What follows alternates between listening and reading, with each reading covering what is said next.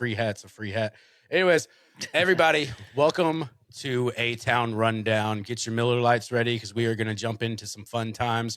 We're going to start with, I guess you could call it an abysmal, not very fun, not very exciting all-star game, all-star slam dunk competition where you saw a guy almost give himself a concussion. I don't know what the fuck we're doing when it comes to slam dunk contests anymore, but there was some interesting things that go on there, and this does kind of slightly pertain to Atlanta. If you were paying attention after the game was over, you saw Anthony Edwards go to another player and kind of try to whisper into his jersey, not thinking that the camera was all of 5 inches away from his face. And what he said, what's making headlines as to what he said was, man, I can't wait to come home. And if you're from Atlanta, if you follow Atlanta sports, you would know Anthony Edwards is from Atlanta. So now there's all types of chatter that this could mean Anthony Edwards is wanting to come play in Atlanta. And I, for one, would love that. I think that would be great for Atlanta. I think the Hawks could definitely use a player like Anthony Edwards. Now, here's the real thing is, does something like this actually happen? Because you see all these rumors happen all the time. Now there's rumors that Tua could be coming to Atlanta. Then Tyreek gets cut from Miami Dolphins. Oh, Tyreek's from Georgia. Let's see Tyreek play for the Falcons. Well, I'll tell you, if anything, anywhere Tyreek goes, it's going to sound like the Kansas City Chiefs. To me, that's the only place that makes sense. But ultimately, to you, Jeremy, would it make sense for Anthony Edwards to come to Atlanta other than just being the hometown hero? All right, yeah, so let's break this down. So the player he said that to was none other than Atlanta's only all-star, Jalen Johnson. So he says that to Jalen Johnson, and the whole quote was, man, I can't wait to come home. Y'all got so many wings there. I don't think he's talking about chicken wings, brother. Yeah, no.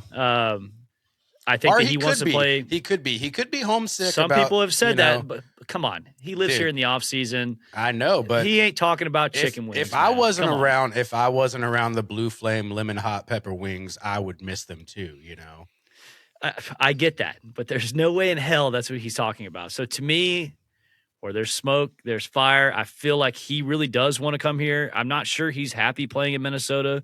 Not much success, a little bit of playoff play, but like not real success in Minnesota. Maybe he wants something new, and maybe he really does want to come home. He's a very Atlanta personality, and he's very absolutely boisterous about that. Absolutely. Like if you see, he was wearing his Atlanta hat, and it had 2 different A's on it, and so as soon as they put on there, it says Anthony Edwards, Minnesota Timberwolves. Like he's pointing at the A. It's like a peach-colored A. So it's like he reps hard all the time.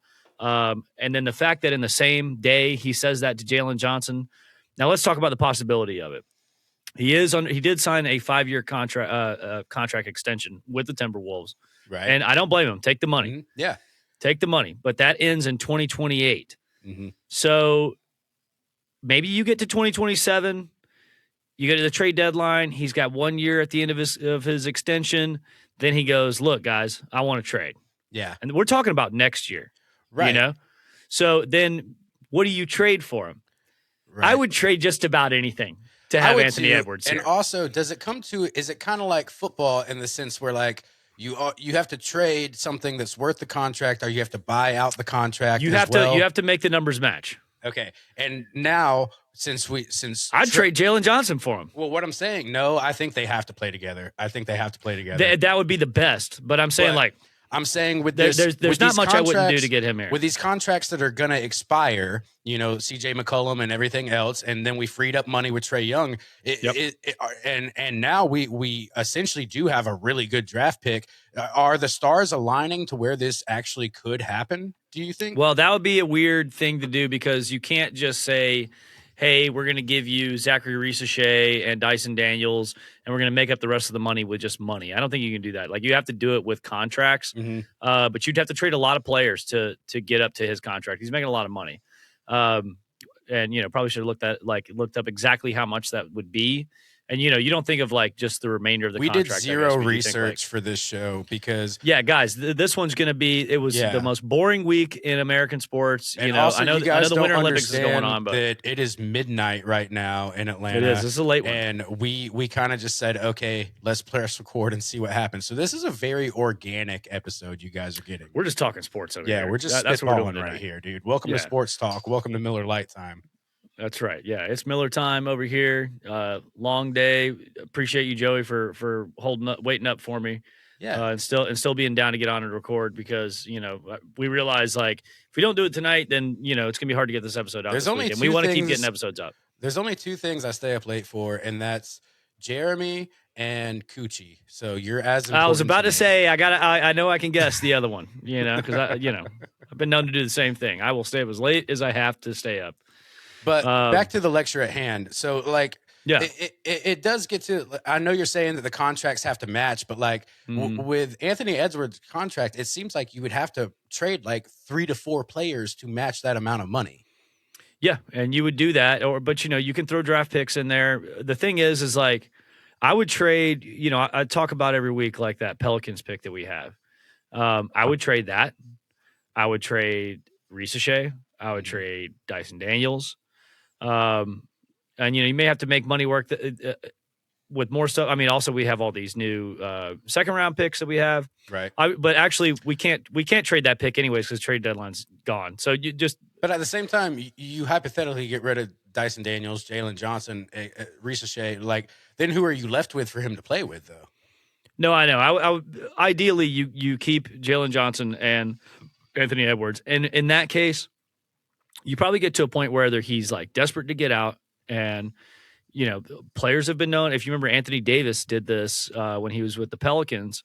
He forced a trade. He said he requested to be traded. I'm not gonna play, and then he also said I'm not gonna accept any trade unless it's with the Lakers, which is that kind of really hurt the NBA because now it's like cool. The Lakers don't even have to give you that much. Yeah, you're just because they know that they have all the leverage here. But also, I think of it on the same token is like I feel like Anthony Edwards has a big enough draw to where if you get him here, you can get good players around him. However, especially in a new scenario and being in Atlanta versus Minnesota as far as like places to live. That was going to be my next point. Is like yes, Anthony Edwards has the draw.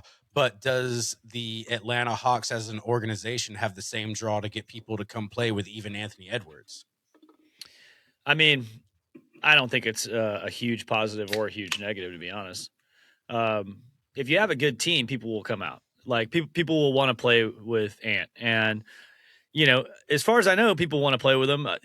Historically, people always said like no one wants to play with Trae Young. And so we had a problem like recruiting for that. I don't know how true that was, but that's what people would say around the league and just like the media and stuff. Hadn't heard a lot of players say that other than like Patrick Beverly, but he says that about everybody. Just like us. He says that about everybody. That's not him. So I don't know. I think if you could keep Jalen and Anthony Edwards, you have a nice, just 1-2 punch there. Yeah, absolutely. I personally love Anthony Edwards, and I always have. He's one of those like franchise changing players, and he's in his prime.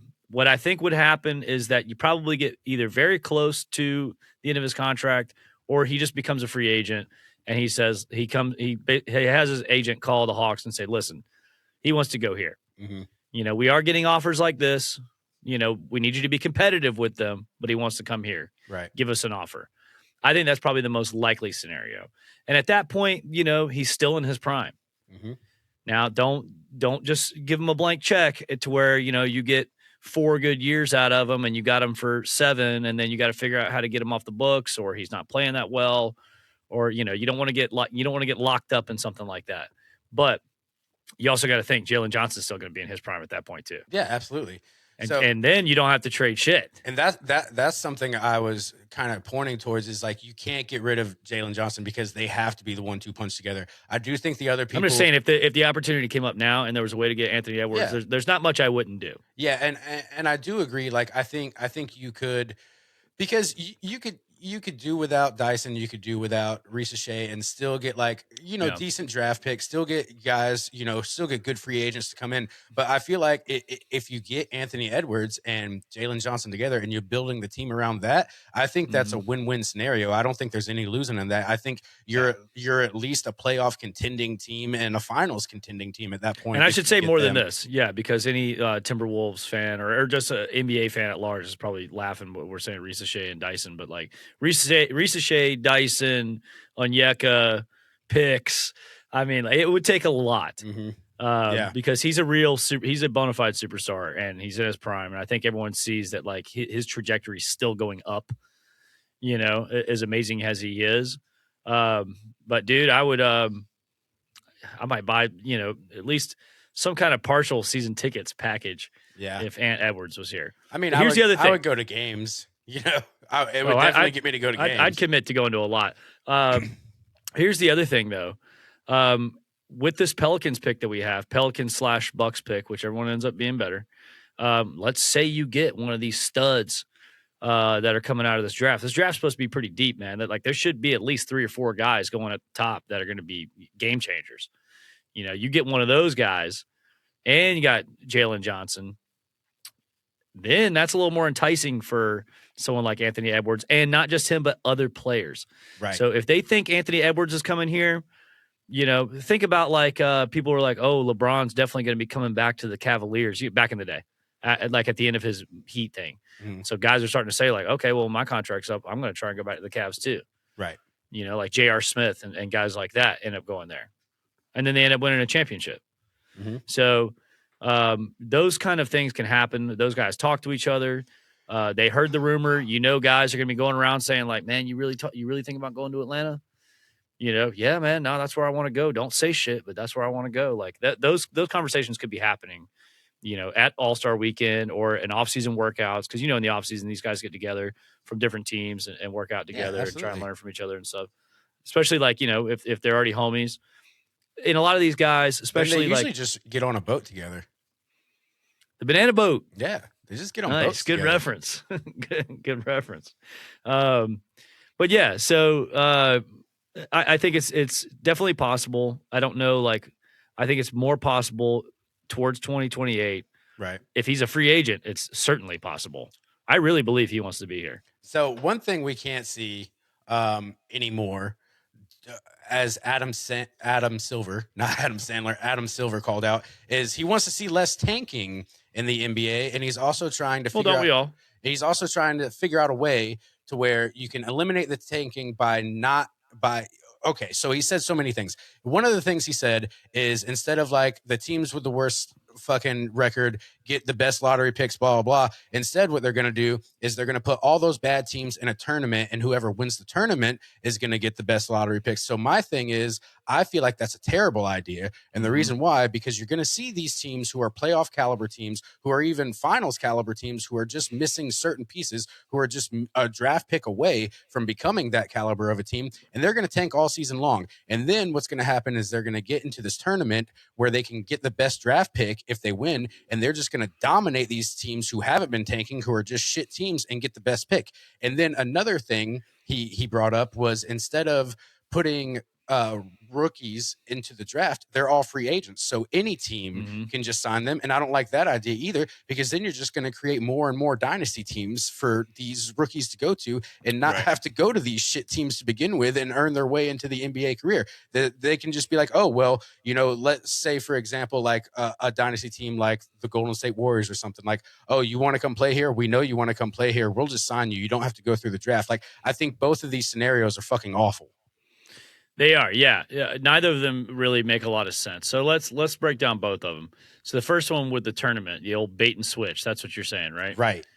So with me, it's like they're still tanking to get in that tournament. And it's like you get in that tournament, like you're still tanking, and that's my point. You're basically telling your fans you're not trying to win a championship. Yeah. That sucks. So you're gonna see these good fucking teams all of a sudden tank and then get to this tournament and just dominate the tournament to get a good. So then essentially you're creating tanking without tanking, because then you're putting in these teams' heads like, hey, we're just gonna play for draft picks and we can tank and then still win in this tournament. So like you're not fixing the problem, you're still allowing these teams to play for draft picks.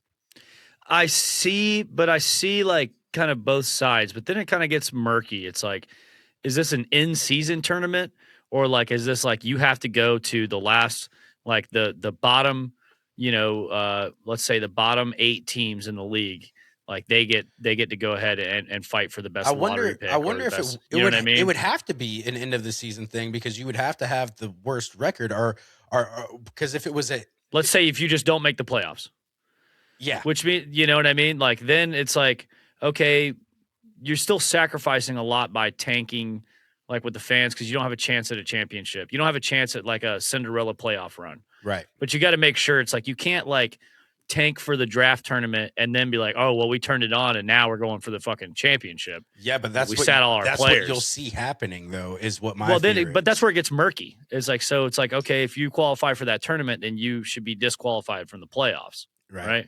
Or if you qualify, I think should, the only way to that's what I'm fix saying. that is you can only qualify for this tournament with the roster that you played to get into the situation that you're in. You know what I'm saying? Yeah, but it's like, oh, but let's say the Wizards. Well, Anthony Davis and Trae Young were hurt, and now they're healthy. Well, too You know what bad I they mean? weren't eligible. You know. Yeah. So I don't like that idea.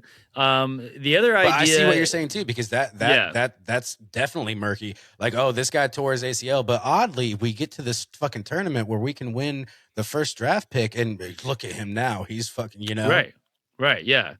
Um, the other one, the other scenario where there is no draft and everyone's free agents. Well, look no further than across the pond.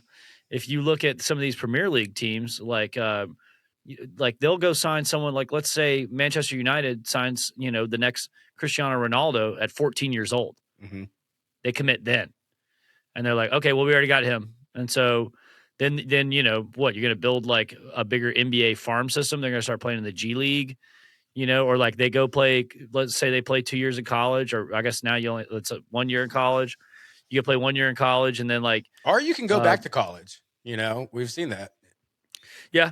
But what I'm saying is like they're already committed. So you would have these top money teams that would just go out and do that. And so your small market teams are kind of like left with the scraps. Like the draft really is the best way to do this. Yeah, absolutely. Look at Golden State. You mentioned Golden State being this dynasty team that could take advantage of this. But how did they become a dynasty team? Draft picks. And then once you're good for so long and you no longer have that high of a draft pick, then you start to fade off, which you're seeing them start to fade off, Yep, but like let's look at Oklahoma City. You see it in football too. This is kind of the ecosystem of the NBA as far as like the draft and free agency and all that stuff. So Oklahoma City, when they first became the Thunder from being the Supersonics, right? They inherited Kevin Durant. They drafted Russell Westbrook and James Harden. So then they build for a couple years around them with free agency, a couple draft picks, but those are 3 like big ones that they nailed. They become a championship contender. They go to the finals, lose to the Heat, and then they're kind of like in the Western Conference Finals. The Spurs kind of hit their second wind, and they kind of own the Western Conference Finals. And then it's like, okay, we may have reached our ceiling. So then they start saying like, all right, James Harden's going to go. All right. Then it's Kevin Durant goes. Then they're left with Russell Westbrook. So they go, all right. Then they have like Russell Westbrook and Carmelo and Paul George all playing there at the same time just to see if they can rekindle that. Doesn't work. So what do? They get really smart about this. They trade off Westbrook for draft picks. They trade off Paul George for massive draft picks. Then they start rebuilding. Mm-hmm. They get Chet Holmgren. They get Shea Gilgeous-Alexander. And they start building the team that they have now. And now, like, they are, like, they just won a championship. Almost unstoppable. So it's like they kind of went through the ups and downs without just, like, full-on tanking for years. And, like, what they did was they went out, they built a good team, and they found a way to get out of it. And to where they're like, yeah, we're not going to be good this year or next year. And it's not necessarily, like, hard tanking. Yeah. Like, what the Wizards are doing right now is tanking. Yeah, they're tanking. Like, Trae Young can play. Mm-hmm. Absolutely. And he's probably not going to play this year. We're already past the All-Star break now. I doubt he's going to play. and it's because they have that top 4 protected pick. So as long as they land in the top 4 in the lottery, they get to keep that pick. So Yeah. they need to make sure they And have those chances. I think that's what makes it so hard too when we think about like, oh well, if they're tanking or if they're doing so bad, there has to be a cutoff to where like you can only do this bad for this long until you're in the tournament. But I feel like the tournament would have to be at the end of the year or the end of the season for it to make any sense at all. You know what I'm saying? Yeah, I mean, and what does that turn into? So it's like you still play 82 games, and 16 teams go to the playoffs, and the leftover teams play in a tournament Yeah, for here's draft the draft picks. tournament. But what Like, about the teams that were in the middle? They're just fucked, you know? well, no, I mean, I would think that yeah, right, because the teams in the middle probably aren't going to win a championship. They'll be first round exit, because like think if you make the number 8 seed, you're going against the number 1 seed. Mm-hmm. So it's like, all right, well, you're probably going to get bounced, and then but the number 9 seed who doesn't make it, then all of a sudden they have the best chance at the first draft pick. Yeah. That. So yeah, I don't think that system would work. But I will say I get it. It's like basically you just make the season longer. And this is something I kind of wanted to save for the hot take portion, which we're going to do at the end of this episode. But like, I kind of started thinking about it, and basketball might be the easiest game to tank in. You know what I'm saying? Like fucking up a pass, fucking up a reading, making bad shots, doing that. I think tanking in the NBA might be the easiest league because you think about it, like you're allowed to just sit load management. And also you think about it too, like people talk about people tanking in the NFL all the time too, and it's like, yeah, it happens, but at the same time it's a lot harder than the NFL because like anytime you get the ball in the NFL, whether you're the quarterback, running back, receiver, like somebody's running at you full speed, gonna take your fucking head off. Like you can tank and you're gonna get hurt. Like you're gonna pay it's not really worth it. You're gonna pay the price to tank in the NFL. It's not worth it in the NFL. And baseball, you hear about pitchers, fucking fixing games and stuff like that, but I don't think there's as much tanking in other sports as there is in the NBA. I think the NBA might be the easiest league to tank in.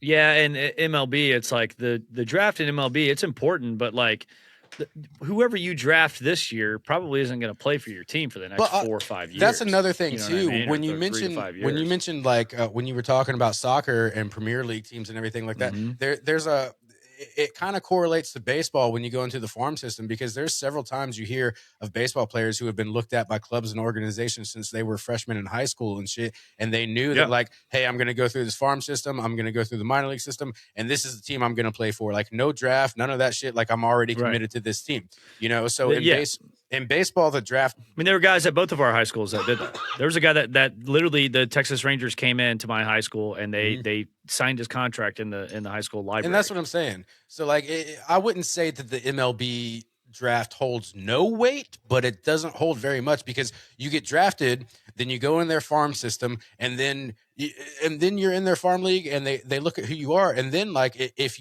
you're not up to snuff, you're just going to get bounced around from 12 different. You're going to go all the way up to AAA ball, and then you got drafted by the Braves, but when you finally make your major league debut, you're playing for the fucking Rockies. You know what I'm saying? Like sure. Yeah, that happens all the time. The draft doesn't really mean dick in baseball, because if it's a lot different. Yeah, if you're gonna play for their team, they knew way before you were even considered for the draft that you were gonna play for their team. And I'll be honest, like I've like kept up with the draft for the MLB a handful of times, but for the NFL and NBA, I always know. Yeah, absolutely. I know all of our picks. Absolutely. Like I always keep up with every guy that we got, and I do my research on them, and I get excited about them, and then I eventually get let down most times.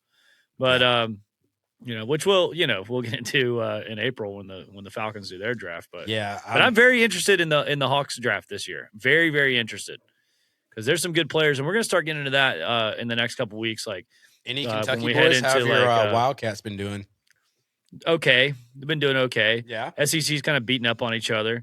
But with college basketball, when the tournament starts, it's time to start really watching. Yeah, you're going to see a Catholic school win. Well, a Catholic school will be in there, I'm sure. Dude, college basketball is something that's just fucking mind blowing to me. And now with these NIL, we're going to know the real stars then, dude. It's fucking insane. And I feel like the NBA draft class this year is going to be fucking stellar. Yes, and I know that there's multiple guys that are going to be coming out. Like, and I mean, it could be if you have a pick from 1 to 5, like you've got a very good chance Yeah, of absolutely. adding a future star. Yeah. So, I and I'm not wish, saying they're going to come out and beat Kevin Durant or Ant Edwards, but there might be. I wish There might Georgia be an Tech. Ant Edwards. I wish Georgia Tech basketball could get it. I remember in the '90s, Georgia Tech was always a competitor, was always a good Yeah. team. But They were always good to watch. But if we want to talk baseball, Georgia Tech baseball just beat Georgia Southern 25-1, which is There we fucking go. sick. God, Like, in a yeah, those are baseball game? football numbers, baby. Yeah, but at the same time, it's like, God, like how long is that game? Yeah, dude. You know how upsetting? How long is that game? Because I remember like in little league and in rec league and stuff when like we would get dominated where it would be like fucking 14-2 or some shit like that, and that game would feel like it was lasting a fucking eternity, and you're just being embarrassed non fucking stop. So just think about playing at a college level and all you could hang on them was 1 point. Yeah, dude, and also like there's no mercy rule once you get to that level too. You just gotta fucking eat it for 9 goddamn innings, knowing that you're getting whooped 25-1, dude. The beauty of baseball though is like something that I always keep in mind when I'm watching like the Braves and they're down 9-1 or 9-2 or 11-2 is like there is no clock. Yeah. If they can't get the outs, you can score 13 in an inning. Dude, how many times how many times have we been to a Braves game and it's been like 7-1 or fucking even 13-2, and then all of a sudden in the 7th inning we just keep getting base hits, just keep loading the bases, keep getting base hits, and then all of a sudden we're going into the 8th inning and it's a 1-point ball game or 1-run ball game. You know what I'm saying? Like that's the beauty of baseball, is that like until the game's over, anything can fucking happen. Other sports, like I will say basketball does kind of have the same excitement, but football more or less is kind of cut and dry except for very specific scenarios in games. You know what I mean?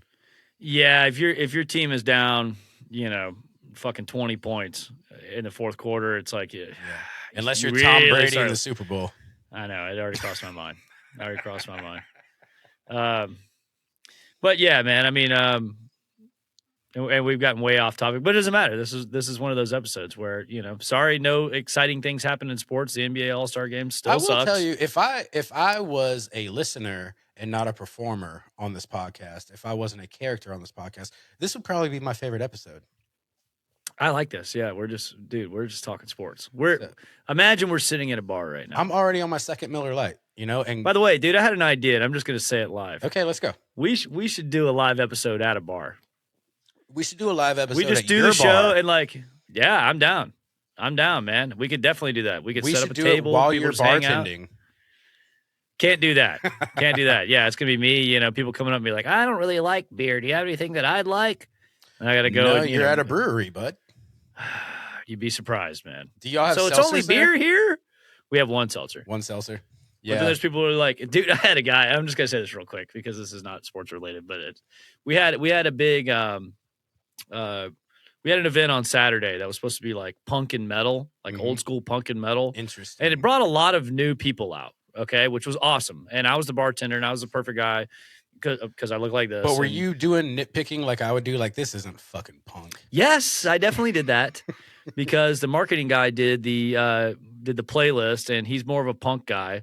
But it's like everyone that was coming out was wearing like battle jackets and like death metal shirts. Oh, no. And so they walk up and they're like, tonight the punk and metal night? And I'm like, yeah, dude, I went back there and queued up like 25 songs, man.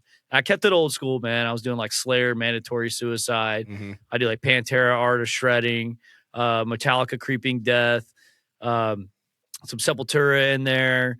I did Black Sabbath, Symptom of the Universe. Like I just queued up like what are some heavy like deep cuts that like these guys would know. And the night changed, but one guy came up and it's like literally this is a brewery. And this guy comes up and he's like, hey, let me get a mojito. It's like what?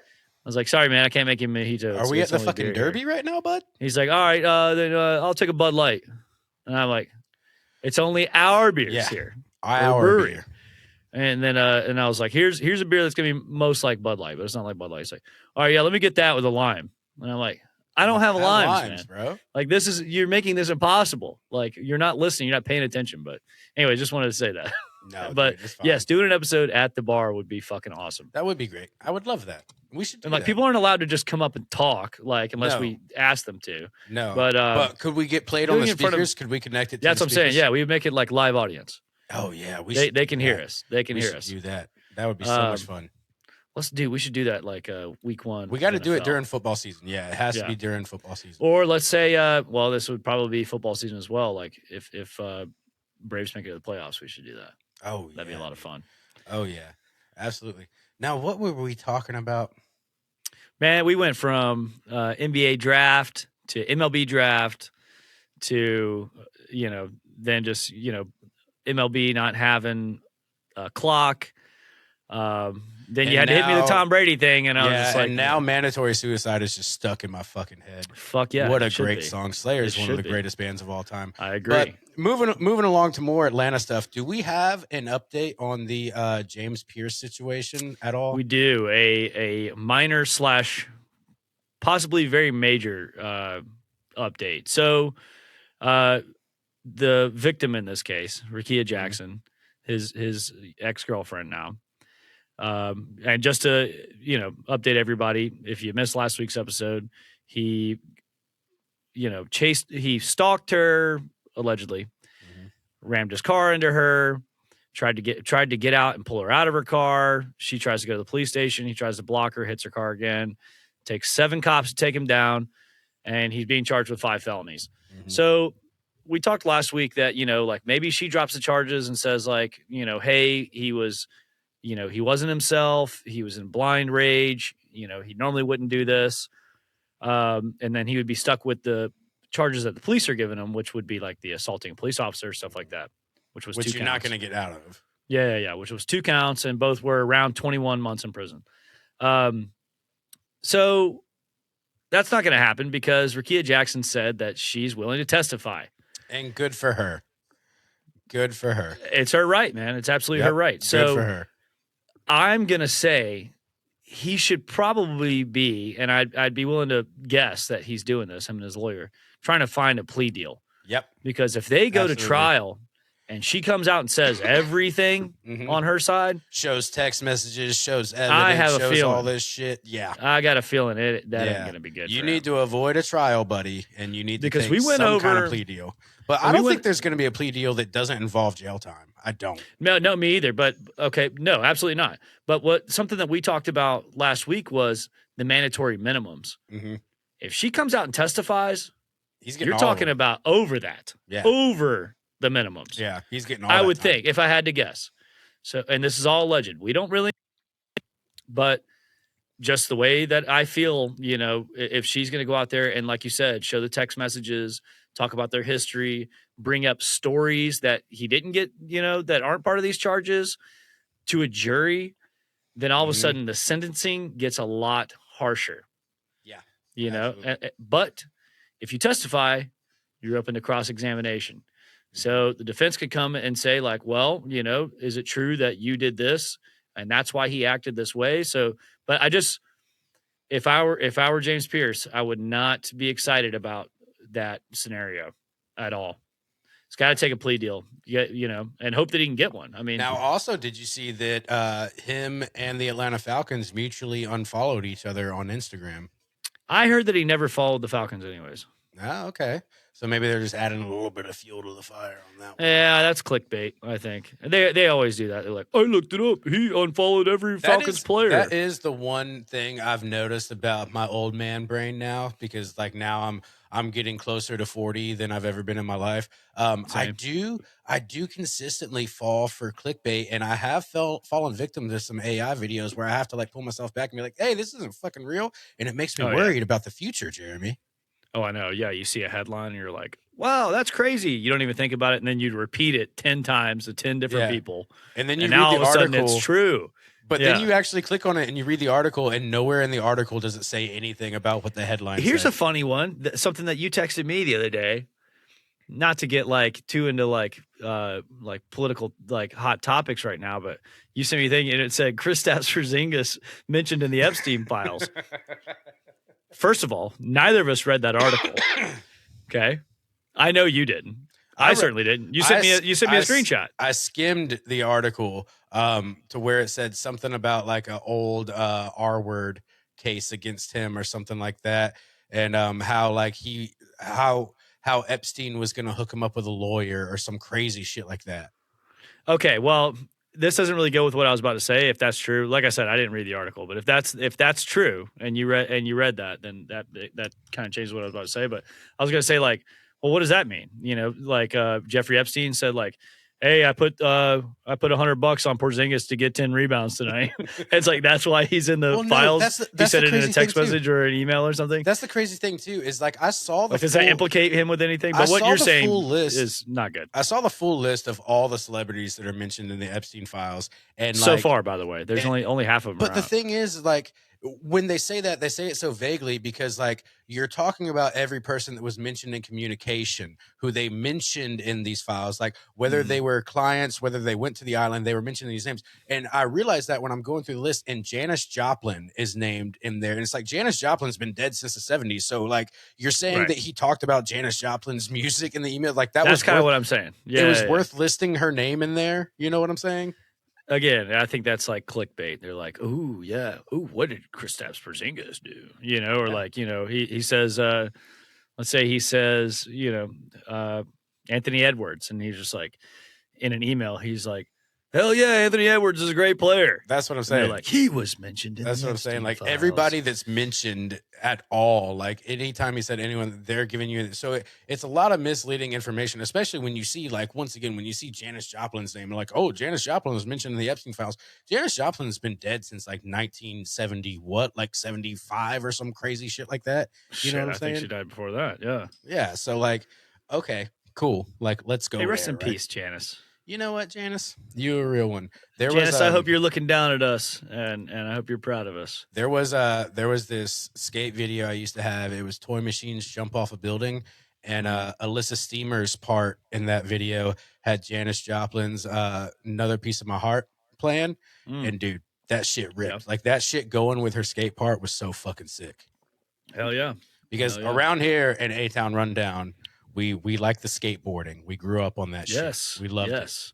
I had a Rodney Mullen Enjoy board with the panda on it.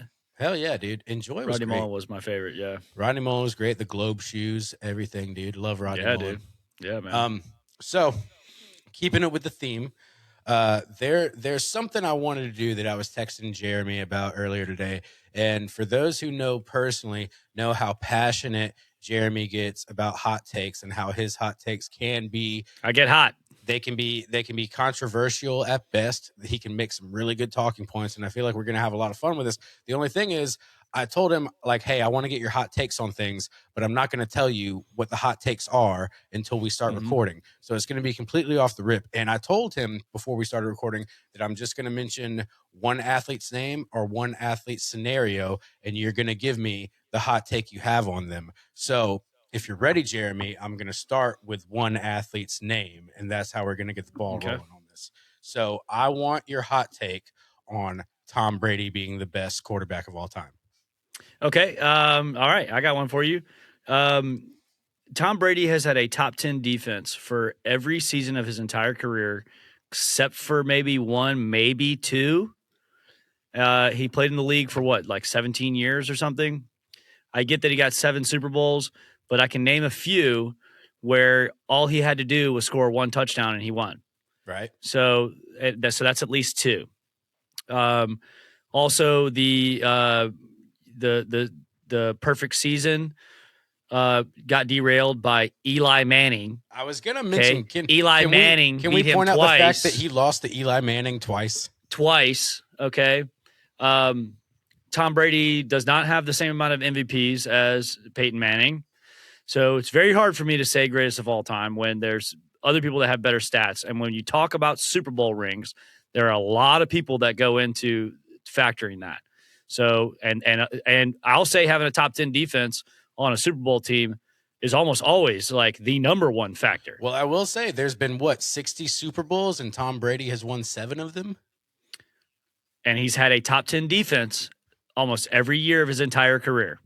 And then when he went to Tampa Bay, it was like everyone followed him, and Tampa Bay said, "Hey, we're going for it," and they signed everybody that he wanted to just supercharge that team. Well, that does go back to an NBA scenario we were talking about. Like it's kind of like if you let free agents roam wild. It's kind of like if you bring Tom Brady to a team, and Tom Brady's like, "Hey, take whatever they offer you, just come play with me." That's kind of what happened And at Tampa that's Bay. exactly what happened. That's exactly what happened. So when it comes to football, it's hard to say that one guy is the greatest of all time. But people bring up Joe Montana all the time. I always say Peyton Manning was one of the best quarterbacks I ever saw. He has the most MVPs. Why isn't that what you look at? 53-man roster plus coaching staff. I mean, does Bill Belichick get any credit for any of this stuff? So for me, and then, what was the competition that year? What was the playoff run like? We saw the Patriots this year, to see their path to the Super Bowl is like, they played teams that clearly had big issues. Justin Herbert's broken hand, CJ Stroud being terrible for most of the season, and then not having to play against Bo Nix. And then you get to the Super Bowl, you get embarrassed. Yeah. So nope. All right. That's my hot take on Tom Brady. And I have to argue that one all the time because I feel like it's just an easy thing for people to say is like most Super Bowl rings. Okay. Well, if most rings matters, here's another hot take. Then Bill Russell is the greatest NBA player of all time. So that is exactly what I was going to say. Because we talk about rings in the NFL. We talk about he won the most trophies. And in basketball, that means a lot more because there's less guys on the fucking team. So here's the thing. If we do talk about rings, that would mean the Patriots got caught cheating multiple times. Yeah. That's why Bill Belichick isn't in the Hall of Fame. He should have been a first ballot Hall of Famer based on resume, right? Oh, I love. But how much this fucking monster. cheating? I love dude. This how much cheating controversy did he have? I love it. The whole time you and I growing up watching sports. Oh, you remember the Spygate drone controversy? Shit? Everything. Yes, The fucking all deflated footballs, everything. Yes. It goes on and on and on. Yeah. So going into the next one, and going you into already the got me next hot, one, man. No, I can't wait because going into the next one, you just mentioned the point I was going to bring up. If we talk about rings, if we talk about championships, then in a sense, Bill Russell would be the greatest NBA player of all time because he had 13 rings, 11, something like that. No, I think Phil Jackson had 11 as a coach. But how many did let's look this up real quick. I think Bill Russell had 13 if I'm not mistaken. But without all with Celtics? Without fact checking though, we want to talk about the greatest. That's kind of what's going on right now. Not that it matters, but I am just going to see. Okay. We're not going to wait on it. So I don't think that Bill Russell is the greatest. No, so we go in the greatest debate. Ever. And, of course, everybody wants to know. Yeah, he has 11 rings. You got it right. So everybody wants to know, when we talk about the greatest, people want to say LeBron versus Michael Jordan. What is Jeremy's hot take on this subject?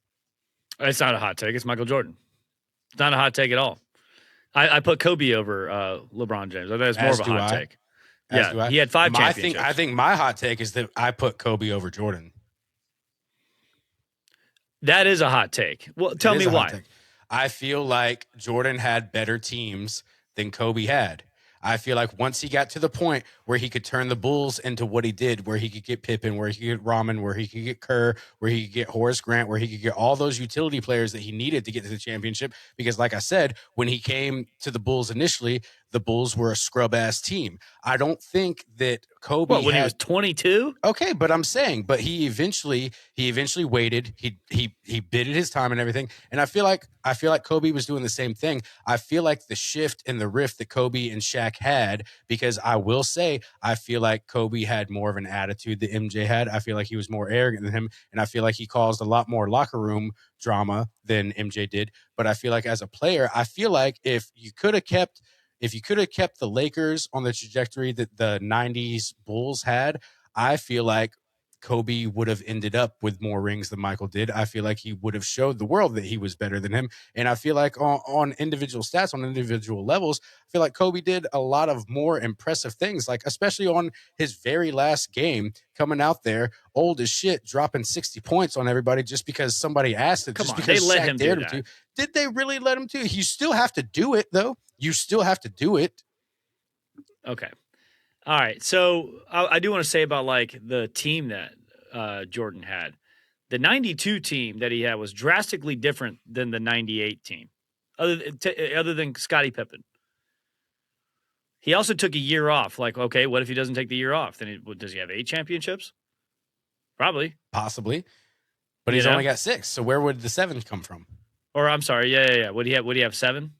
Instead of, Jordan's dominance as long as it was. And Kobe got close, man. He got close, but he had Shaq. And then, like, the Pau Gasol trade was, like, a shock to the NBA. No one thought that was going to be able to happen. Who was coaching the Chicago Bulls that entire run? Well, it was Mr. Jackson.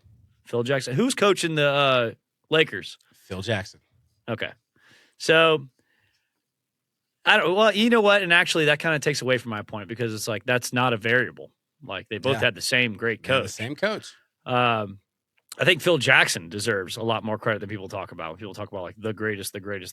Like, he coached two drastically different teams and different players. I know Kobe, like, people looked at Kobe as being, the next Jordan, but they weren't exact clones of each other. No, not at all. And the teams they had, like, the Bulls didn't have a Shaq, but they had a Rodman. The Lakers did. It's not the same player, though. Not the same player, but I think equally as dominant. I think equally as game changing as each other. I mean, come on, dude. Like, in all honesty, who would you want on your team, Rodman or Shaq? Like, let's be real. Like, it's hard to debate. Like, if I could prime pick Rodman or two, prime Shaq, yeah, it's hard. Prime Shaq, but it's hard to debate. It truly is because, like, in that era, prime Shaq. Yeah, but. No, I don't know. I truly don't know because the thing is, you're going to see Dennis Rodman. In 2000, I would take prime Shaq. You're going to see Dennis Rodman go out there and get fucking 28 rebounds and 2 points, but your team won by 15 because of the work he put out there. Like, yes, Shaq can score. Shaq's a big man. Shaq will play defense and everything, but like Rodman just played. Shaq was unstoppable. Rodman just played so psychologically that it got into the other players' heads that like Rodman, in my opinion, might be the most underrated big man in the NBA period, just because of how good he was at not playing the game of basketball, but also playing inside their head and getting under your skin and making you come after him. Like Dennis Rodman is criminally underrated. He truly is. And like, yes, I know he's a Hall of Famer and everything, but like if I'm picking a team, like if we're doing a pick 'em right now and I see Shaq and Rodman standing next to each other, I don't know who I'm going to go with at that point. I truly don't. I'm taking Shaq. I love Rodman, but if both those guys are on the board, I'm taking Shaq. Okay. And my team's going to beat yours. Yeah. And that's the thing is like, I would take in a couple weeks we should do. I would take who's ever available is truly what I would do. I would take who's ever available at that point. Yeah. If we're talking like, some of the greatest of all time, and Rodman, he's certainly up there, man. I think Rodman's a great player, but I still don't think that Kobe. That is a hot take that Kobe's better than Jordan. I think so. And are the Bulls? Are they known for outside of Jordan? Are they known for getting big free agents? Derrick Rose, and spending a lot of money. Derrick Rose is a draft pick. Well, Derrick Rose is the only like player that comes to mind when I'm thinking of like big. All right, names for Chicago. Then let's talk about the Lakers. Yeah, nonstop. So Kobe had the pick of the litter when it came to like who could go play with him. Michael Jordan before he got to that third championship wasn't necessarily like that. Like everyone respected him and he was that good, but the Bulls weren't going out there spending money like that. Chicago was not a premier destination like that.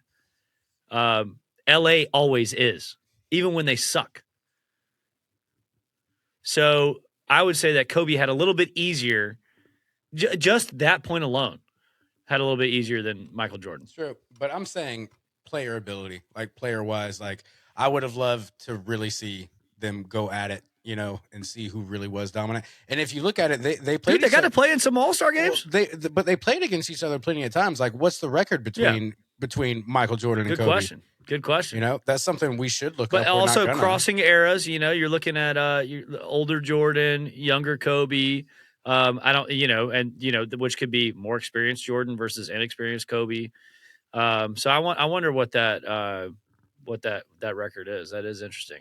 But hey, two of the greatest like fucking dogs of the NBA as far as like saying superstars go. if you put Jordan 1, you're putting Kobe second, is what you're saying. Yeah, that's what I do.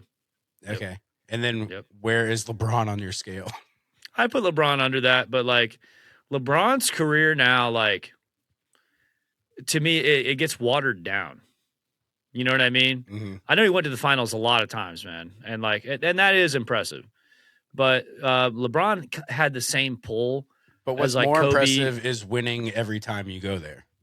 Yeah, and like the amount of like jumping around on teams because now he's played for 3 different teams, possibly a 4th different team by the time he actually retires. I think he's going to retire next year, in my opinion. That's just my guess. And maybe you see him retire with the Lakers. The other one is he goes back to the Cavs for just to be there. Homecoming tour. Yeah. But they got to take Bronny with him. But like the Bronny thing, like waters down his legacy a little bit. And I'll have a little bit of sympathy for LeBron, where it's like, he had that epic comeback down 3-1 against the Warriors to win that first championship with the Cavs, and then and the Cavs, looked to be, and they were when he came back to the East, or no, not when he came back to the East, but when he came back to the Cavs, it was like nobody could get through the Cavs in the East. One of the best Hawks teams we've ever seen, the 60-win season team, Kyle Korver and Jeff Teague, Al Horford, all those guys, they got swept. And then he went on to face the Warriors. But the Warriors, what they did was, they beat them, then the Warriors lose to them, and then Kevin Durant does what he did, which really fucking broke the NBA when he went to the Warriors, because that year was like the Cavs were still dominant throughout the whole regular season and through the playoffs until they saw that stacked Warriors team. And which is kind of interesting is like when it got to facing the Cavs in that finals, the Cavs had no chance. But the year before, the team that LeBron beat, and you have to give that team credit, was the 73-9 Warriors. So that's the I think that's the most wins in a season for any team ever. Yeah. So that's the one that LeBron and the Cavs beat when they got that Cleveland championship. So that is impressive. So I don't want to shit on LeBron like completely, but I'm tired of LeBron, and I'm tired of like. But are you tired? Are you tired of LeBron because we're in LeBron's era? Like, if we were in the Michael Jordan era, would we have been tired of him? Did you hear I talked about Tom Brady? But I was there for the Kobe era. I was there for the Michael Jordan era, but okay, so he left the Bulls when we were 9 years old. That's what I was gonna say. We were there for the era, but like we didn't I feel like you really experienced. We weren't following it like that. When I'm drinking beer, I did get tired of seeing it. I did get tired of seeing Kobe when they're like in the finals for the 3rd year in a row. You know what I mean? Going for 2 3-peats, shit like that. Like that to me was like I was getting tired of it. But I did enjoy those finals, like the Lakers and Celtics, against Kevin Garnett and Paul Pierce and Ray Allen. Like those were really fun finals to watch. But yeah, so maybe that's part of it. Maybe that's true. Maybe I'd be saying I'm sick of seeing Michael Jordan. But it's not just really that. It's like the way that LeBron plays right now is like it feels like he's trying to do everything he can to surpass Jordan without getting the rings. Well, the rings aren't coming at this point. Reason I mentioned that is because the generation below us, like my nephew Kyrie being one of them, and like the rest of these fucking Gen Z kids, they praise LeBron. They think he's the greatest, and they'll even say that he's the best one out there, that he's better than Jordan. And it's like you don't know what you're talking about, but at the same time, like if I was 10, 15 years younger and I was watching today's NBA and didn't grow up on the 90s NBA like I did, I could see myself saying the same thing just because I don't know any better. Yeah, true. Yeah, I mean, and I think that's why you and I put Kobe over LeBron. Because you have to. It only makes sense. Like it only makes sense. You would be a moron. We saw it, but and then we got to see the entire LeBron. What I'm really debating, it's really hard. It's really hard. The Shaq and Rodman debate is harder for me than the fucking Michael Jordan LeBron debate. Like that one's really fucking difficult for me because it's not for me. I just don't. When was Rodman the number one option on any team? That's not what I'm talking about. I'm talking about what he went out there. When was Shaq the number one option on his team? I'm talking about what he went out there and did. You know what I'm saying? I'm talking about how quietly he would win the games for other people. I'm talking about how he would get inside your head. I'm talking about how he would piss off the entire other fucking team and make them play like shit because all they're worried about is Rodman, and how he would draw fouls and get people kicked out of the fucking game. And how, like I said, he would get 28 rebounds and 2 points. You know, like, yeah, he wasn't doing flashy dunks. He wasn't Shaq, but he was one of the most dominant big men that ever played the game. And He's Shaq, he's the best rebounder of all time, dude. but Shaq's not one of the most dominant big men to ever play the game. I'm not saying he's not. I'm just saying, like, it's a very hard debate. He went to the finals and actually beat Jordan's Bulls, the only team to do that in that like 7-year span. And there's a little context there. It's like Jordan had come back from baseball and rejoined the Bulls late in the season. But Shaq and the Orlando Magic, who were a brand new team, this is like the second or third year that they were an actual franchise, went to the finals. Right. And then lost to with Penny Hakeem Hardaway, Olajuwon and the with Penny Hardaway though. What did Penny Hardaway do without Shaq? Well, what did Shaq do without Kobe? He went to the finals. What did Rodman do without Jordan? Nothing. Okay. Well, I don't know. Did he go to the finals with the Spurs? No. He didn't? No. Are you sure? Yes. Positive. I'm positive, yeah. Are you sure? He did not go. Yeah. With the Spurs? Yeah. You know what? No, I correct myself. He did not with the Spurs. Before he got to the Bulls, he went to the finals with the Pistons. The Pistons, yeah. May have won a championship. I think he did win a championship with the Pistons. He may have. So I don't know, dude. I don't know. That's just a hard debate for me. He was with the bad boys. The thing is, I don't want to get it fucked up. Like, I'm a big time Shaquille O'Neal fan. I grew up. First of all, I grew up poor, so I was wearing the Shaq shoes. I was wearing Kmart Shaqs. And right here, I've got a motherfucking Shaquille O'Neal right here. Like, there he is. I love Shaquille O'Neal. I do. Yep. In the Magic jersey. But I'm just saying, like, I think for me, and this is just for me, it's just so hard to like. I think I'm taking it too personally, and I think I'm just so used to Dennis Rodman getting discredited that I'm putting more weight on him than I should be, especially when it comes to comparing him to Shaq, because like. I do the same thing with Peyton Manning. Well, like every single point you're making, like it's not like you're wrong. It's not like I can prove you wrong either. It's just like I think ultimately I'm just so tired of Dennis Rodman getting overlooked is my thing. And I feel like Dennis Rodman, even though he wasn't the caliber of player that Shaquille O'Neal is or was, I feel like he was just as important to the Chicago Bulls as Shaq was to the Lakers and the Magic and everywhere else he went. I don't know about that. I think he was, man. Shaq could have gone to any team he wanted and could have commanded whatever money he wanted. That's how he ended up with the Lakers. Went to the Hawks. Maybe he should have went to the Hawks. He didn't want to, and they didn't offer the money. Yeah, I don't blame him for not wanting to. You know? Oh God, that would have been crazy. I mean, we wouldn't have had the same. We didn't have someone like Kobe. So yeah. We had Carmelo Anthony for 15 minutes. We sure did, man. Hey, that was a glorious 15 minutes. Okay, so last hot take, and I'm sorry. My hot take is, why wasn't Dennis Rodman in Space Jam? No, I'm just kidding. That's not really it. Yeah. So, of course, this is going to be the end of the show. This is going to be the last hot take. Every Atlanta sports fan loves to have this debate, especially at the bar. It becomes passionate. You can almost see fistfights brewing over this.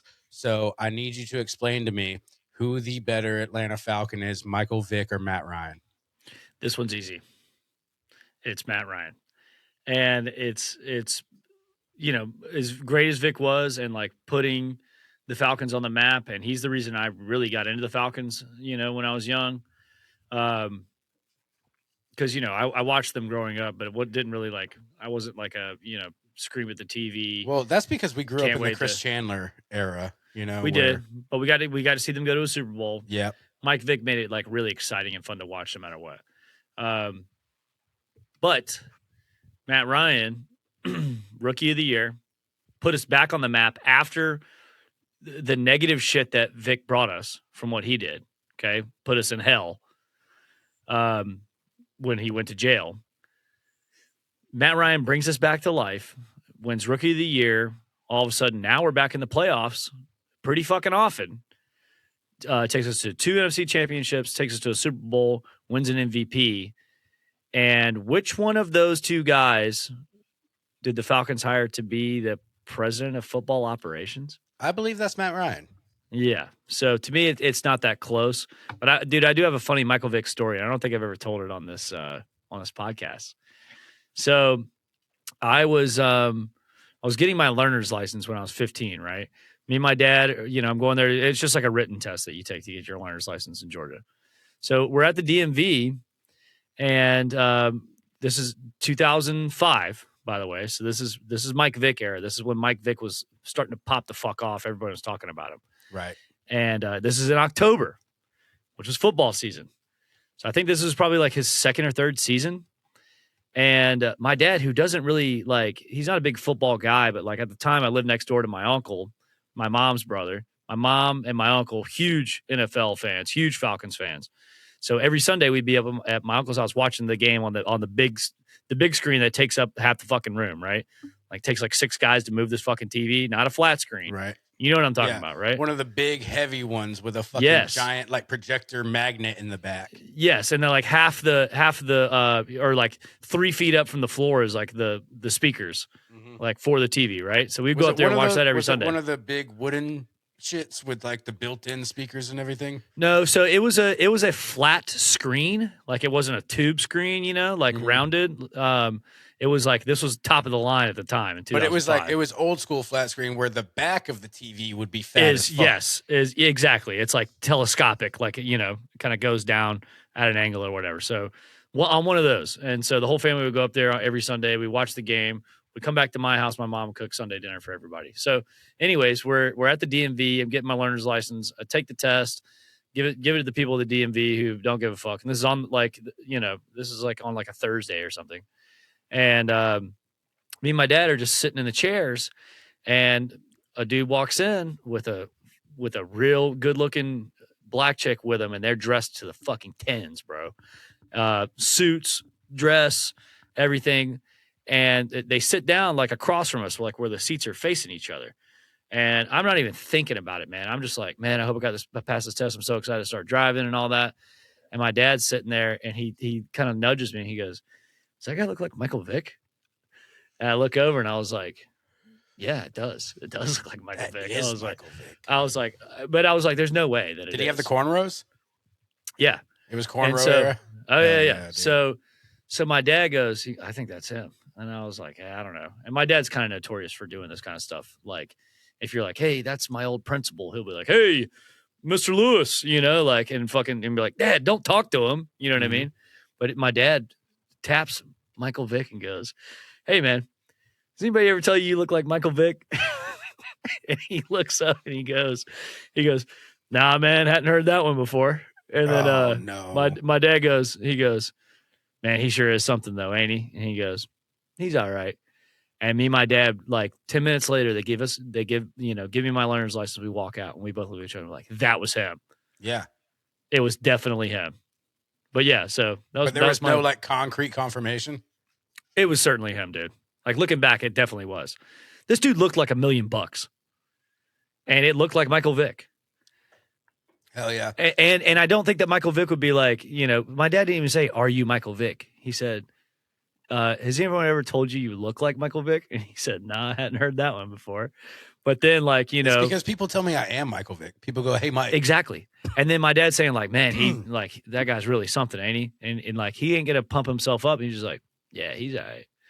Like nobody was saying he was all right in Atlanta. Not that time. Everybody was fucking hell yeah, Michael Vick. Because this is only Michael Vick would say that. This has always been my point that I make, and it's always been the end all be all. When I say this, I'm done with the debate. What I think about Michael Vick versus Matt Ryan is Michael Vick is far better of an athlete than Matt Ryan could ever dream of being, and I'm talking about pure athlete. But when it comes to being a talking about running 40s? Yeah, right. But when it comes to being a quarterback, Matt Ryan is a better quarterback. And I'm not talking about running out of the scramble. I'm not talking about doing all that shit. I'm talking about being a quarterback. Matt Ryan was better at that. But if you're talking about pure athlete, pure athleticism, Mike Vick all day. Yeah. Oh yeah. Well, yeah. That's that's not debatable. I think everyone believes that, and even when there's an interesting thing that happened with Michael Vick is that, and he's even said this in interviews when he was with the Falcons, he was kind of like he was a high draft pick, success in college, athletic ability is what he made his paychecks off of. He didn't learn the playbook the way he was supposed to, and receivers that play with Michael Vick did not love playing with Michael Vick. When he got out of like jail, playing Madden. Playing with him was like playing a game of Madden. He's just gonna fucking go out there, scramble, throw it to who's open. Yeah, it looks like someone's open after I've scrambled long enough, and now the play is gone. You know, and it's just like the defense has lost somebody. Yeah, and then he'll make a play happen with his arm. I can't throw it anymore. Yep, or he just fucking exactly. He just runs. But when he got out of prison and he went to the Eagles, I think he took his second chance very seriously because next thing you know, now he's like back there dissecting the defense. Yeah, he knew how to learn the playbook, but as a young man, he didn't really care to. He was just like, man, I'm having fun and this is working. But when he got out of prison, he's like, I'm going to learn this the best way I can. I was almost like, when he was with the Eagles, he seemed unstoppable, and the Eagles put good teams around him. Right. I'm kind of surprised that we didn't see Mike Vick in a Super Bowl with the Eagles. We got close with the Falcons. We went to an NFC Championship one time. But yeah, I was kind of, had he not gone to prison, could have played in a Super Bowl. The trajectory was there. Could have played in a Super Bowl. Because in all honesty, if he would have taken the time to read the playbook, we would have been in not just contenders. We would have been in the Super Bowl with Mike Vick. He just wasn't mature enough at the time. Yeah, and that's part of what landed him in prison. Just like we were talking about with James Pierce, is like when you're a young man and you make decisions, you don't realize like what that's going to end up. What that's going to turn into, how much that's going to affect. Oh, dude, later on. Trust me, I know. I made mistakes when I was a teenager. I made a mistake when I was 18 years old that didn't rectify itself and get completely figured out until I was 26. Like it stayed with me for almost 10 years. You know what I'm saying? Like I understand. Like I didn't get my driver's license until I was 27 years old with a 2-year-old kid because of mistakes I made when I was younger. You know what I'm saying? Yeah. Imagine being a young guy, 20, let's say 20 to 25 years old, multimillionaire superstar. Like you feel like, you have plenty of fuck get away money. with anything. You have an attitude. Nobody can tell you anything, know? Yeah. And I think Michael Vick and James Pierce got caught in that. There's a rumor I heard, though, and it's very conspiracy, and I don't know if you know any truth about this at all. What I was told, and this was complete bar talk that I didn't dig into at all, I was told that Mike Vick didn't actually have involvement in the dogfighting. He knew it was happening, but it was happening at his property in Virginia, and a family member of his was in charge of the whole thing and running the whole thing kind of without his knowledge, but he took the fall for everything since it was on his property. I don't think he voluntarily would have taken the fall for that. Like, especially like even someone in his family, if someone in his family been like, hey, you're the one making the checks, I'm going to take the fall. So I don't know if that's true. I'd have to do some research on it. I don't know all the details about that. But that doesn't sound right to me. Right. Like who in his family would be like, I'm not taking the fall for this. I'm sure people in his family tried to take the fall for it. To be like, no, we're not going to fuck up Mike's career, and like, how these NFL players do, like if they don't come from a rich family, like they take care of the family. Absolutely. And we're talking about like cousins and shit. But maybe what if that was what it is? Maybe it was like, well, I have the money to get a good enough attorney and I'll only do X amount of time. But at the same time, he did do a lot of time, even with a good attorney. He did a couple of years. Yeah. Yeah. Even with a good attorney, he did a couple of years.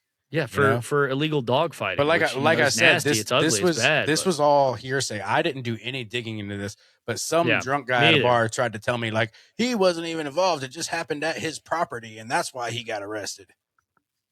But well, okay, but that might be like why he got hit with the charges. But I don't think that proves. But that I he feel didn't like do I feel like anything, if an you know? operation like that is going on at a property that you own, you have very real knowledge of what's going on there. What do you mean by a property that he owns? Like, did he buy his cousin a house? So I was told it was at his You know what I Virginia mean? property while he was living in Atlanta. Like it wasn't in Atlanta, it was in Virginia, Oh. correct? Right. That sounds right. Yeah. Yeah. Because he's from Virginia. That's The what I was told. tech guy. And once again, I don't know any of this to be true. I don't know any of this to be true. Me and Jeremy have a lot of people talk to us at bars, and a lot of people, especially here in Atlanta, like to fucking talk out of their ass. So I'm just saying that's on this topic, if you live on the south side of the city, you are 99% more likely to say that Mike Vick is better than Matt Ryan. But if you're anywhere else around the city, you don't say that. And you and I grew up on the south side. So, like, you can attest to this. This is what you hear fucking constantly. Yeah. Dude, I remember where I grew up, like right after Mike Vick got arrested. There was this one guy at a gas station, and it just made me laugh. I like gave a wholehearted laugh about this and got in my car and drove away without a license. But he was wearing this shirt, and on the front of it, it said "Free Mike Vick," and on the back of it, it said "Cause that's my dog." Oh God. Oh God. Yeah, dude. I got a worse story than that, but I don't think I'm going to say it on the podcast. I'll tell you afterwards. What a tone-deaf shirt. Yeah. Oh, I got something that's way more tone-deaf than that, but I ain't going to say it on the podcast. And what's going to happen is you and I are going to talk about that. We're going to get off of here. I'm going to go relieve myself in the restroom. I'm going to go grab one more Miller Lite as a nightcap. Jeremy and I will finish what we call our dark conversations after this podcast. Yes. The postcast. One day we'll start a Patreon, and you guys can involve yourself in these dark conversations that Jeremy and I have, which get very fun. Wait till you hear what I got to say about my story. They get fucking fun, dude. That's bad, yeah. But find us on YouTube at ATOWN Rundown. In the very near future, we're going to get our own distribution, so it'll be 10 times easier to find us on Apple Podcasts, Spotify, all that shit. It's coming around the corner. We're going to get to that very soon. Check out Jeremy's band Sunmancer. Don't tell anybody you heard this, but they're working on new music. So, hold on, man. I'm just kidding. But keep that between us. You didn't hear that from me. Yeah, other than that, have a good time. Take care of yourselves. Next week, we'll come back. Same program. Hopefully, we'll have more Atlanta stuff to talk about. But if not, Jeremy and I are just going to get drunk off of Miller Lights and talk some shit to you guys. But anyways, be safe, guys. Have fun. Rise up.